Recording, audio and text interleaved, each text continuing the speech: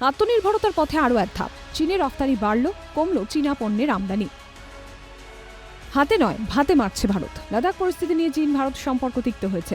সবক শেখাতে প্রথমেই একাধিক চীনা অ্যাপের উপর নিষেধাজ্ঞা আরোপ করে সরকার। তারপর থেকে চীনকে আরও কোণঠাসা করতে একাধিক বাণিজ্য চুক্তি বাতিল করে দেওয়া হয়। চীন ভারত বাণিজ্যিক সম্পর্ক সামগ্রিকভাবে বরাবরই চীনের ক্ষেত্রে লাভজনকই ছিল। বর্তমানে এই পথে বেজিংকে ভাতে মারতে চাইছে নয়াদিল্লি।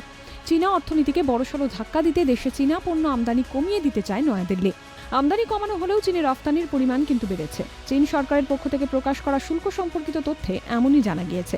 চলতি বছরের প্রথম 11 মাসে চীনে ভারতের রফতানি বেড়েছে 16%, যার পরিমাণ প্রায় 19 বিলিয়ন মার্কিন ডলার। অন্যদিকে এই সময়কালে আমদানি কমেছে 13%। অন্যান্য পণ্যের পাশাপাশি গত কয়েক বছর ধরে দেশে হোলি কিংবা দিওয়ালির সময় চীনা পণ্যে বাজার ছেয়ে যেতে দেখা যায়। বিশেষত চীন থেকে আসা ওইসব পণ্য খুবই সস্তা হওয়ায় ক্রেতাদের ভীষণভাবে আকৃষ্ট করে। কিন্তু এবছর তাতেও ছিল ব্যতিক্রম। সব মিলিয়ে ধাক্কা খেয়েছে বেজিং, যার ফলে পরিসংখ্যান দেখে বিশেষজ্ঞরা মনে করছেন এক তীরে দুই পাখি মারতে চাইছে মোদী সরকার। আত্মনির্ভরতার পথে এগিয়ে চলার পাশাপাশি বেজিংকে চাপের মধ্যে রাখছে নয়াদিল্লি, অভিমত ওয়াকিবহাল মহলে। Bureau report, Calcutta television network.